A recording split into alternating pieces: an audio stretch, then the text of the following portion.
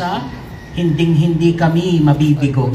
Ikaw ang aming pag-asa, hinding-hindi kami mabibigo. Ang krus ni Kristo, ang tangi nating pag-asa. Ikaw ang aming pag-asa, hinding-hindi kami mabibigo.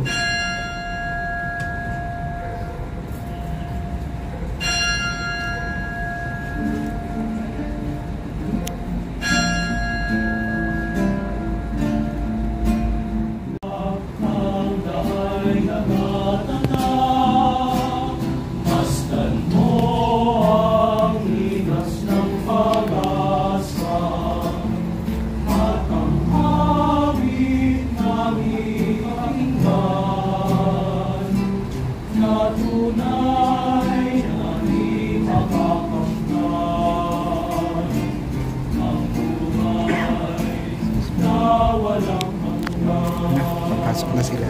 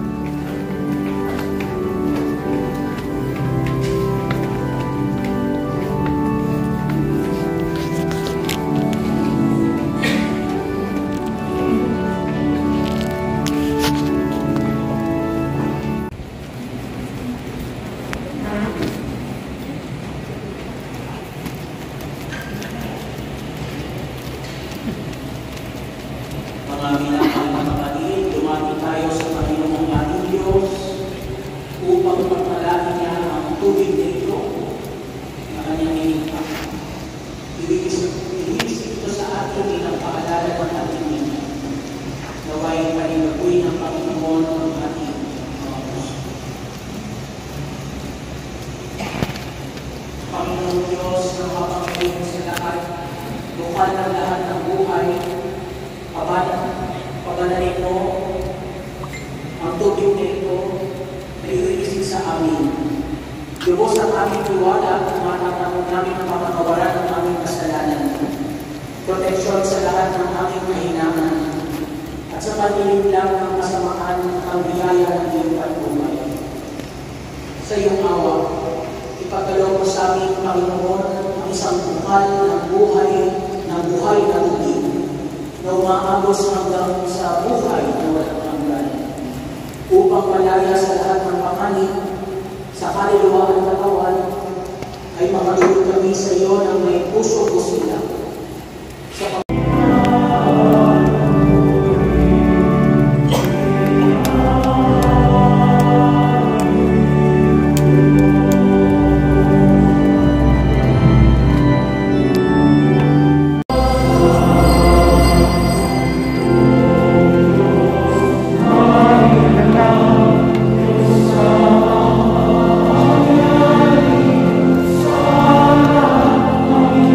Oh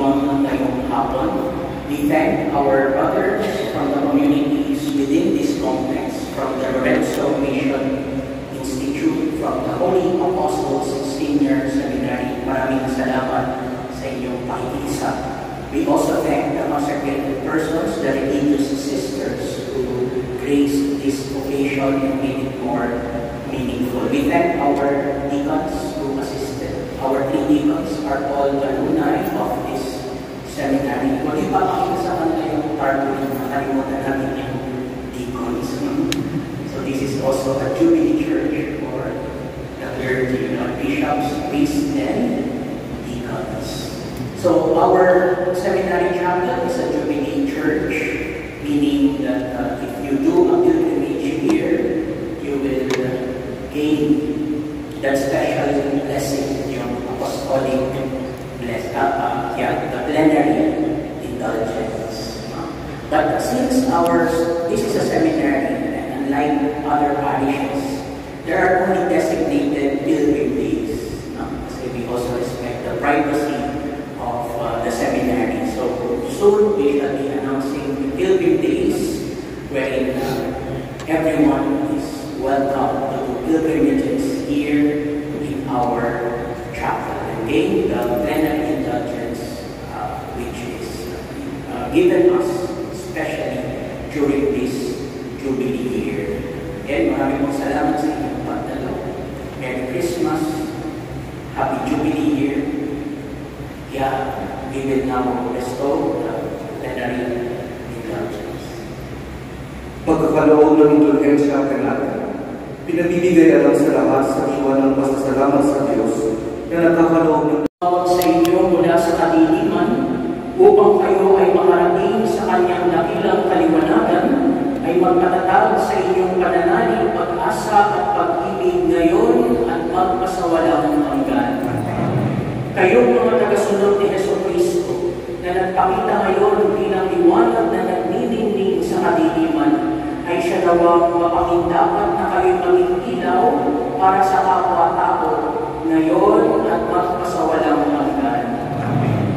Sa hangkungan ng inyong paglalakbay ay inyo nawang madatnan ang hinanap ng mga pantas na may talang na muna sa daan hanggang matagpo ang maligaya si Kristo na liwanag buhat sa liwanag magpasawalang hanggan. Amen. Pagpalain kayo ng makapangyarihang Diyos, Ama, Anak, at Espiritu Santo. Amen. Pumayo kayong taglayang kapayapaan